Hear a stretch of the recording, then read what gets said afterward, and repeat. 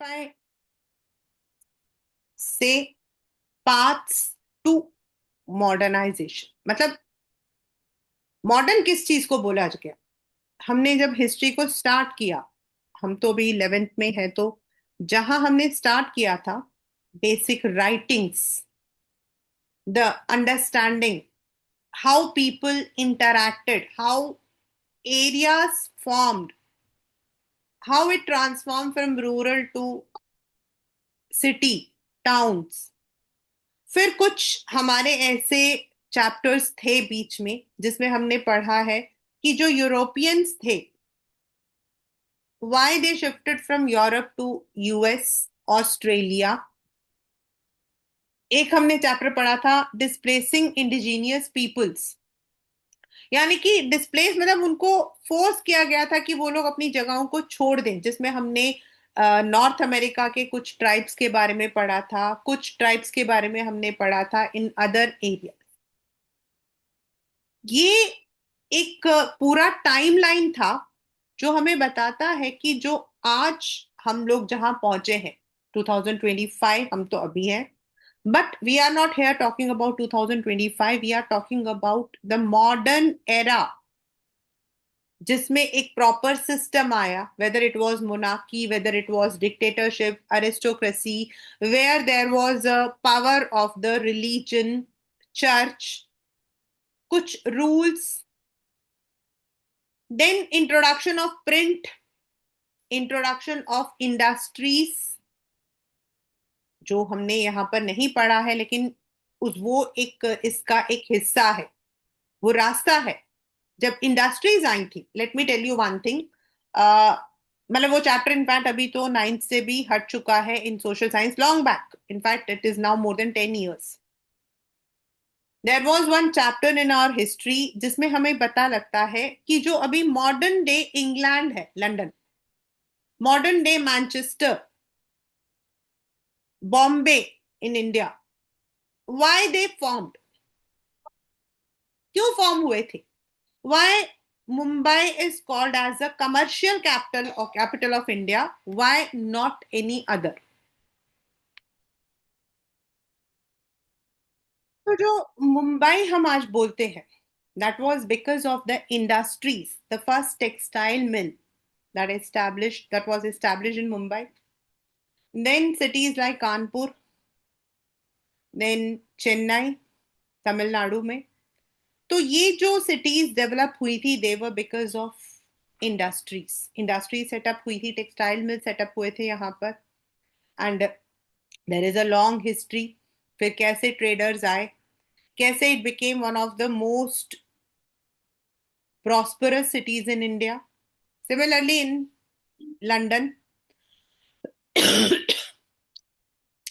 तो यहां हम लोग वही पढ़ रहे हैं, paths which led to modernization, the modern culture, the modern way of governance.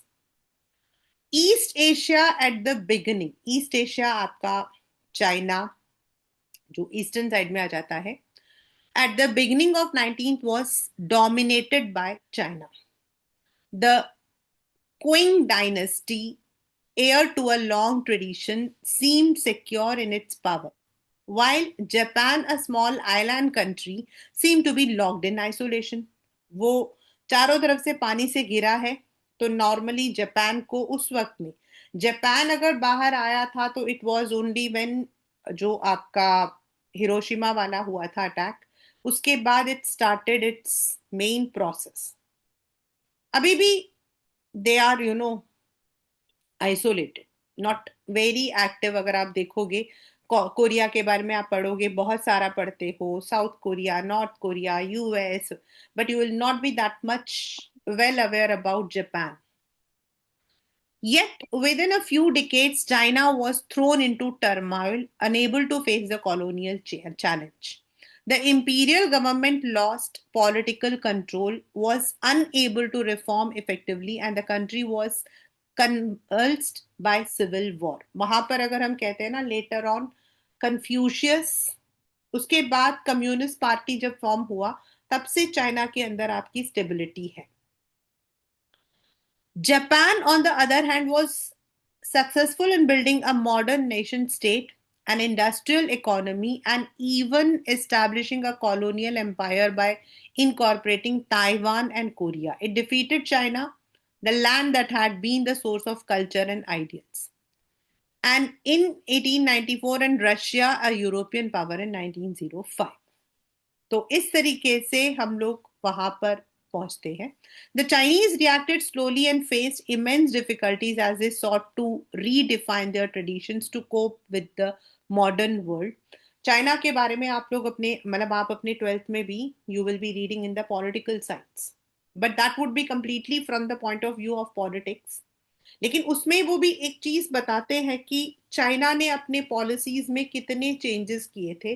और आज भी जो चाइना का जो इकोनॉमी है या फिर पावर है, वो एक डोमिनेटिंग पावर है इन the world.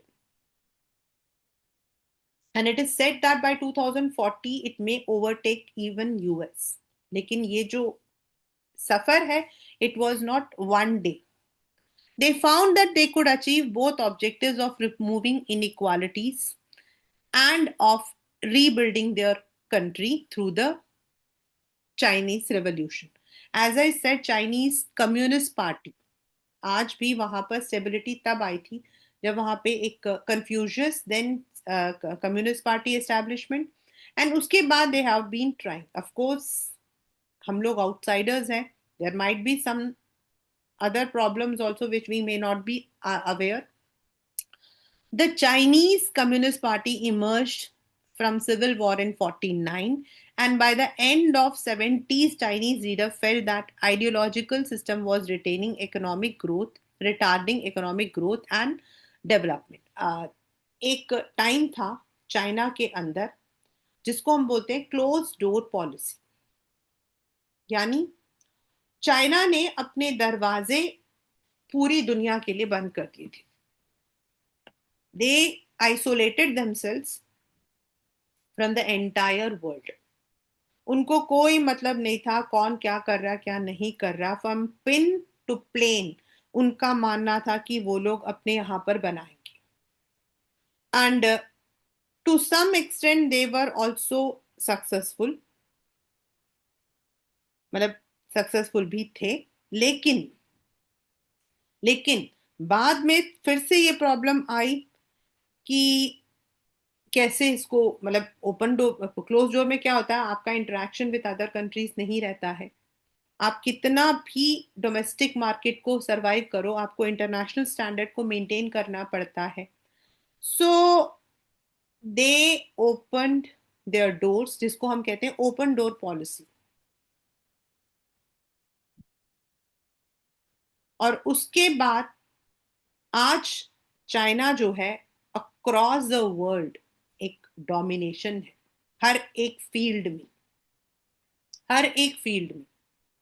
whether it comes to trade with US or with any other country, whether it comes to the nuclear, whether it comes to the UN, सब में it is dominate. सोचो how it has achieved.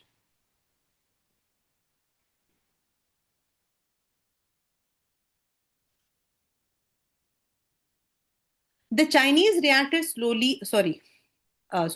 Japan became an advanced industrial nation, but its drive for empire led to war and defeat at the hands of Anglo-American forces.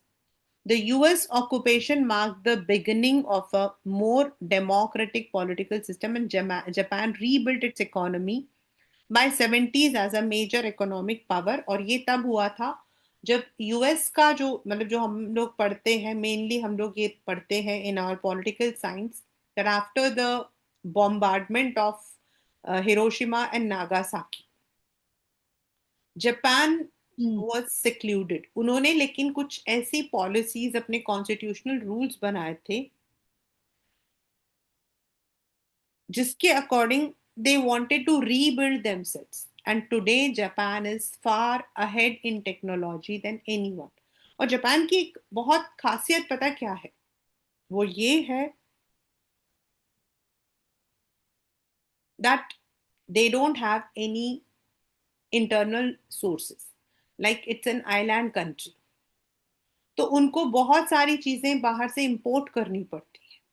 लेकिन उसके बावजूद भी उन लोगों ने वो सारी चीजें कर ली, इकोनॉमिक पावर वो राइज हुए, in the world they are at a very dignified state due to the path they had taken.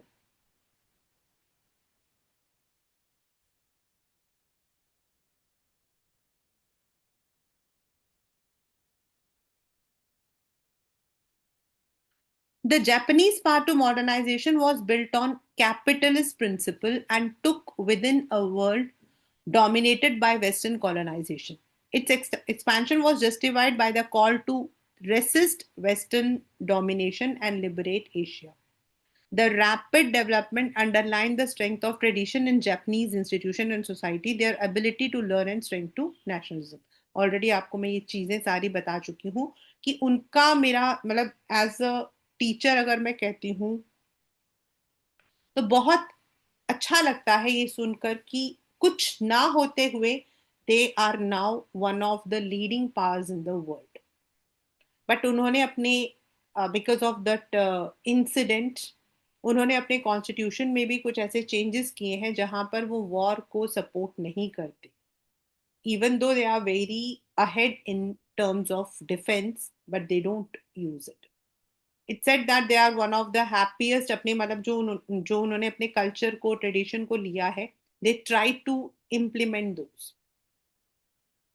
बड़े सारे ऐसे एग्जाम्पल्स होते हैं, लाइक वी स्टडी इन और बिजनेस स्टडीज अगर में हम लोग पढ़ते हैं कि वो अपने, जैसे अभी हम लोग लेबर लॉस के बारे में पढ़ रहे थे, तो वहां पर they have certain traditional ways. उन्होंने अपने ट्रेडिशंस को कहीं नहीं छोड़ा था। 12th स्टैंडर्ड में you have one English chapter the enemy, उसमें आप पढ़ोगे अबाउट डॉक्टर होकी सदाओ, तो आप पढ़ोगे उसमें कि they follow their traditions but with modernisation. The rulers established official departments in maintain to maintain records and write dynastic histories. पहले शुरू में Sima Qian is considered the greatest historians of early China. अब हम लोग start कर रहे हैं with China and Japan के बारे में, दोनों के बारे में, had a long tradition of historical writings. As history was important guide for the rulers, the past provided and standards in which they would be judged, and the rulers established the official departments. उनके लिए history एक बहुत important subject है, और बहुत सारे ऐसे countries हैं जो हिस्ट्री से अपने मॉडर्निटी को लेकर आते हैं। So in Japan the Chinese cultural influence led to history being given a similar importance. One of the earliest acts of the Meiji government. इसमें कुछ वर्ड्स ऐसे होते हैं, थोड़ा सा इनको पढ़ने में आपको होता, जैसे वो they use certain words like J, year. Government was established in to establish in 1869 a bureau to call records and write as it were a Victor's version of Meiji restoration. ये आपके पेपर में आपके आ सकता है। There were great respect for written word and literary ability was highly valued. तभी हमारा जो print culture जब स्टार्ट हुआ था, तो चाइना से इट वेंट टू जापान, जहाँ पे उनके जापानीज बुद्धिस्ट के उनके जो वर्ड्स, जापान के कल्चर, जापान के जो ट्रेडिशंस, बुक्स, हॉबीज, कुकरी, इन सबको बहुत इंपॉर्टेंस दी गई थी। Later on it was turn towards Europe, जहां मार्को पोलो ने उसको नया एक नाम दिया था। Then it went to Europe के इटाली गया था, फिर वहां से प्रिंटिंग आपका कल्चर स्टार्ट हुआ था। तो जापान के अंदर ये चीज काफी इम्पोर्टेंट थी। दैट इज द इन मतलब व्हाट यू से इंसेप्शन ऑफ नेक्स्ट टाइम मेरे को नहीं जमा ये there were ओई great नॉन respect. देश This हमको has बोलना मेरे को meant दिक्कत that a हाँ तो wide range of written materials, official histories, scholarly writing, popular literature, religious tracts are available. Printing and publishing were important industries in the pre-modern period, and it is possible, for instance, to trace the distribution of a book in 18th century, China or Japan.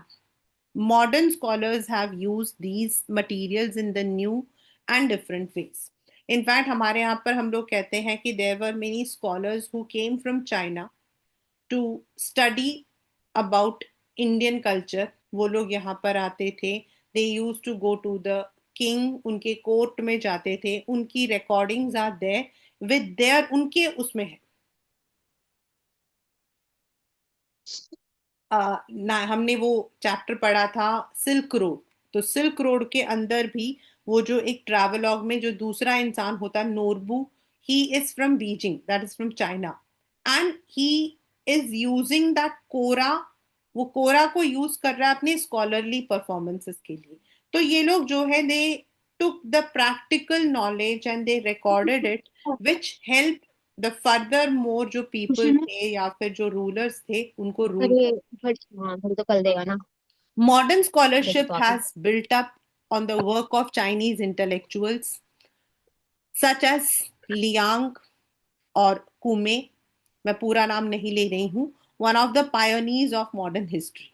In Japan, as well as early writing by European travelers such as Italian Marco Polo, already आपको मैं बता चुकी हूँ. In China from 1274 to 1290. The Jisum priest in China and Louis Froys in Japan, all of them left rich accounts of these countries. It has also कौन का बोल benefited from the writings of Christian missionaries in the 19th century, whose work provides valuable material for our understanding of these countries. हाँ এটা तो চলছে তো ভালো করে তো বলছে তো स्कॉलरली কালো राइटिंग কালো हमारे সেই यहाँ पर भी रहे हैं, ऐसी बात नहीं এগুলো है। ছেড়ে দেবে वी ऑल्सो हैड मेनी, हम लोगों ने उनमें से अपने कल्चर को, तभी तो हमने लर्न किया। हमें कैसे पता है कि हमारा रामायण ये बोलता है, हमारा हमारे मत भगवत गीता ये बोलता है? This is because how we came to know that Rabindranath Tagore was one of the very famous writer or poet or painter, क्योंकि हमने उनके काम को जो है we have preserved. But in these countries ये जो प्रिजर्वेशन था दे वर नॉट ओनली कल्चरल, ये सिर्फ कल्चर के लिए प्रिजर्व नहीं हुआ था, इसको यूज किया गया था in the political field also, for further more innovations and for further more study research, इन सब के लिए लिया गया था। Scholarship in English from Joseph Needham's monumental work on the history of science in Chinese civilization, or George Sansom of on Japanese history and culture, has grown, and there is an immense body of sophisticated scholarship available in us today. इनकी और ये जो names है, we have to be very alert about these names, किसने कौन कौन से, like European traveller, हम इटालियन मार्को पोलो हमारे लिए बहुत इंपॉर्टेंट है, देन कुर्मे हमारे लिए बहुत इंपॉर्टेंट है, लियांग क्विंचो जो है वो इंपॉर्टेंट है। इन्होंने किसके बारे में पढ़ाई की थी? चाइनीज इंटेलेक्चुअल्स ने किसके बारे में पढ़ा था? मॉडर्न हिस्ट्री के बारे में। तो जो इंग्लिश स्कॉलर्स थे उन्होंने किसके बारे में पढ़ा था? उन्होंने पढ़ा था अबाउट द जापानीज एंड जो बाकी ग्रोइंग उसके उसके बारे में। In recent years, writings by Chinese and Japanese scholars have been translated into English, some of whom teach abroad and write in English. And in case of Chinese scholars, since 1980, many have been working in Japan as well as and write in Japanese also. This has meant that we have scholarly writing from many parts of the globe that give us richer and deeper picture of these countries. तो सबसे पहला जो हम पढ़ते हैं इसमें, that is towards modernisation, and हम लोग पढ़ रहे हैं अभी चाइना और जापान को लेकर। तो जो हमारा पहला सोर्स हम लोगों को पता लगता है वो हमें पता लगता है from the rich culture that we have been following. लेकिन उस कल्चर को कैसे प्रिजर्व किया गया था? Through the writing. और राइटिंग जो है it has been written by many scholars and intellectuals, but they have not been used in the cultural sense, but they have been also used in the political sense for further innovation and governance. ये एक important aspect हो जाता है। Now this is about Naito, a leading Japanese scholar है लेकिन China से belong करता है। His writings influence scholars worldwide. Using the new tools of Western historiography, Naito built on a long tradition of studying China as well as bringing his experience as a journalist there. He helped establish the Department of Oriental Studies in Kyoto. Kyoto आपका Japan है।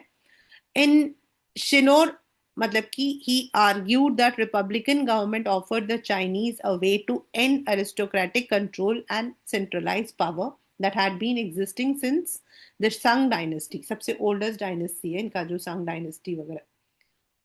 A way to revitalize local society where reform must begin. He saw in Chinese history strength that would make it modern and democratic. Japan, he thought, had an important role to play in China, but he underestimated the power of Chinese nationals.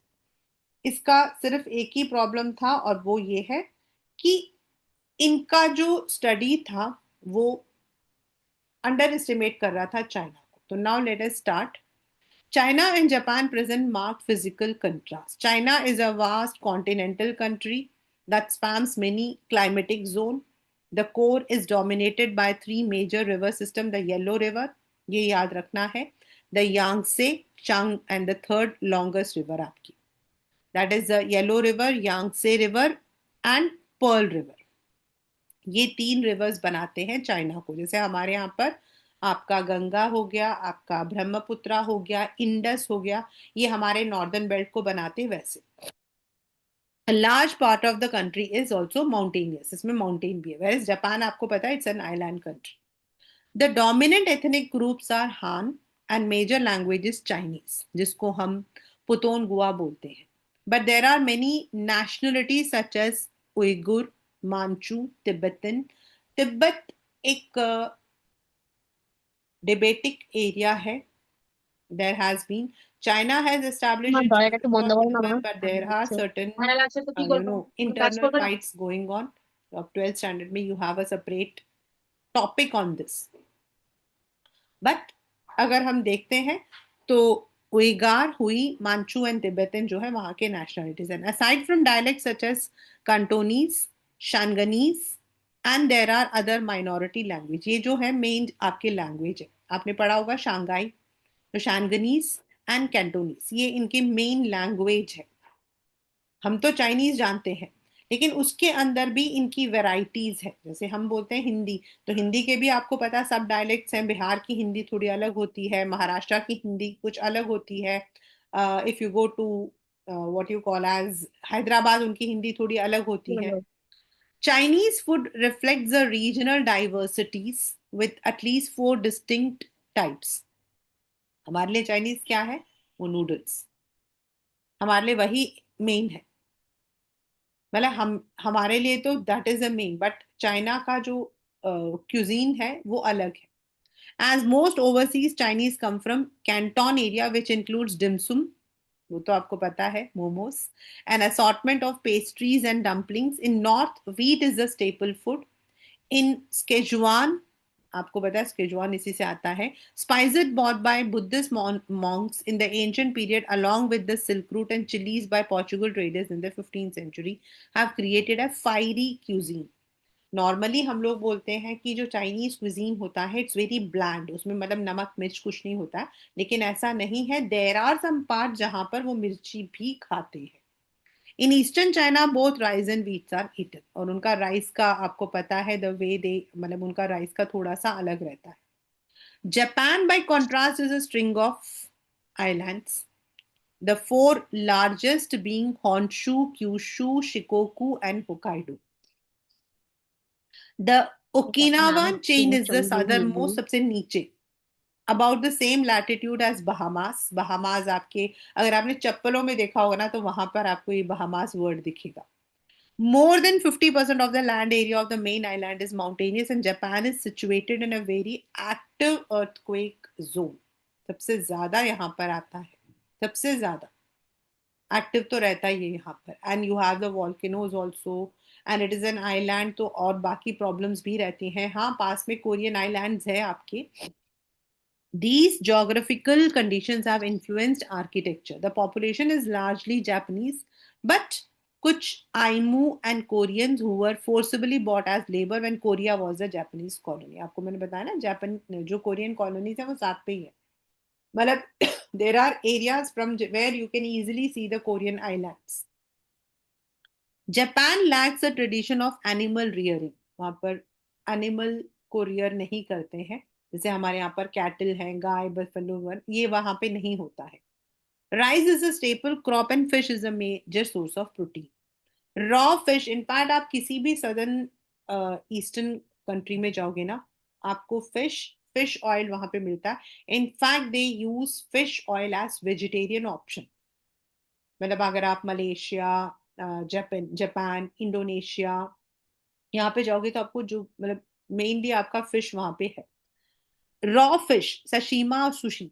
वैसे तो अब sushi का जो है, you are having the vegetarian version also, but sushi basically is a non veg, मतलब fish based food, are now becoming a widely popular dish around the world and is considered very healthy. तो ये हम लोगों ने पढ़ा about China and Japan की. उनका जो दोनों अगर देखोगे, जापान चाइना ऊपर की तरफ है, जापान नीचे की तरफ है, बिल्कुल उस तरफ. तो इन दोनों में कंट्रास्ट है, लेकिन कहीं ना कहीं they both are having certain kind of, जैसे जापान चले गए, ताइवान चले गए, कोरिया आपका हो गया, चाइना आपका हो गया, हांगकांग जो उनका एक मतलब है. अगर आप इनके कल्चर, इनके ट्रेडिशंस को देखोगे तो you will find the similarities in their history. And हमें ये सारी जो नॉलेज है, we have got through the books, through the writings, through the scholarly writings which were earlier published and later on translated into various languages. Right? With this, we will be stopping for today, but we will start with the second, कि कौन कौन से उसमें जो है मतलब political system कैसा रहा, what were the other, what who were the major players. We will start it in the next class. Right?